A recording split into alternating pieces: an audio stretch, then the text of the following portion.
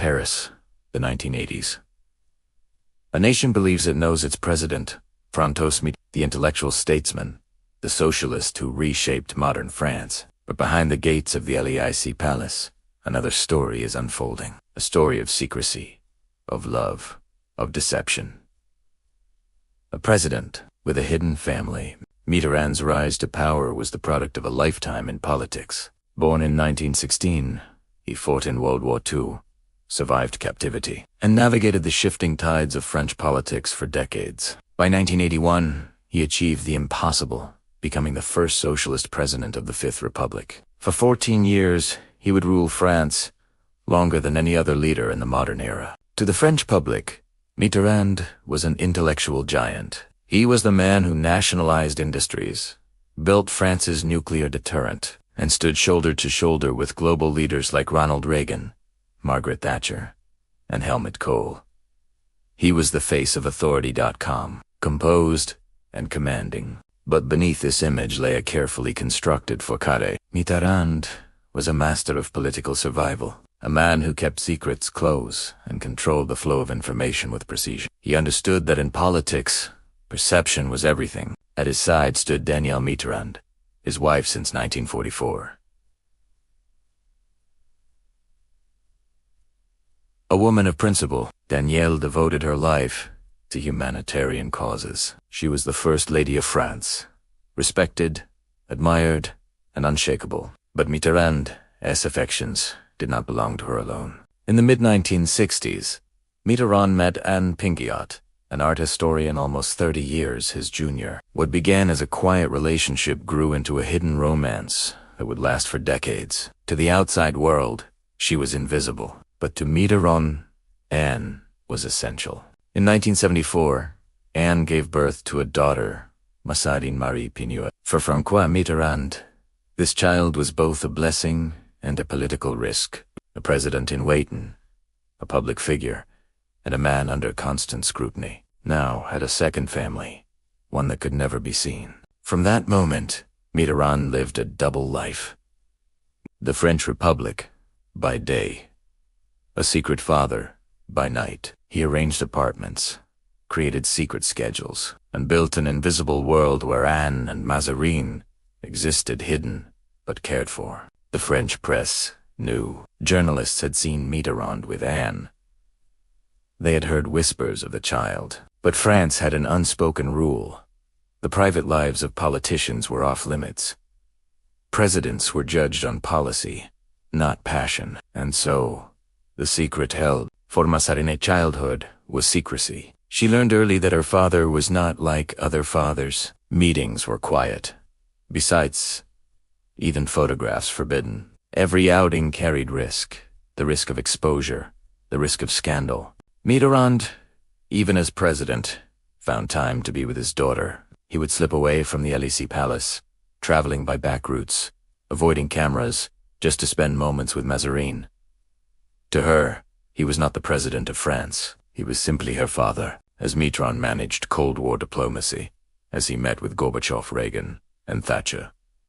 He also balanced another task, keeping Mazarin's existence in the shadows. It was a state secret, guarded as tightly as any military plan, but secrets do not last forever. By the late 1980s, rumors swirled louder. Photographers caught glimpses, journalists whispered. Who was the young girl, seen with the president? Still, the code of silence held, until one magazine decided to break it. In November 1994, the French magazine Paris Match published photos of François Mitterrand walking hand in hand with a 20-year-old young woman. His daughter, Mazarin. Overnight, the secret was gone. France was stunned. The revelation was seismic. For 2 decades, their president had hidden a family from them. Some called it betrayal. Others shrugged, saying it was personal, not political, but no one could deny. History had shifted. The public reaction was mixed. Polls showed that nearly 70% of French citizens did not believe Mitterrand's private life should affect his presidency. But for others, it raised questions about transparency, trust, and power. If he could hide a family, what else could he hide? For Danielle Mitterrand, The First Lady, the revelation was devastating, yet she chose silence. She had long known of her husband's other life, but she refused to fuel the scandal. Dignity was her shield. She stood by, unbroken for Impingiat. Anonymity vanished overnight.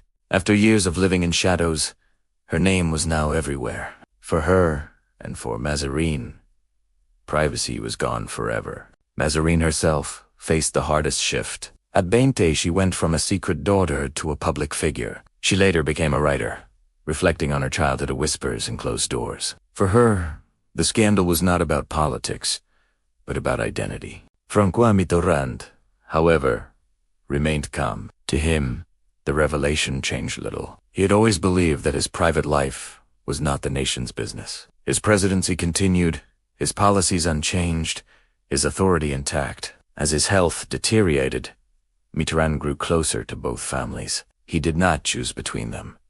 He embraced both. To his last days, he ensured Anne and Mazarin were by his side. On January 8, 1996, François Mitterrand died at the age of 79.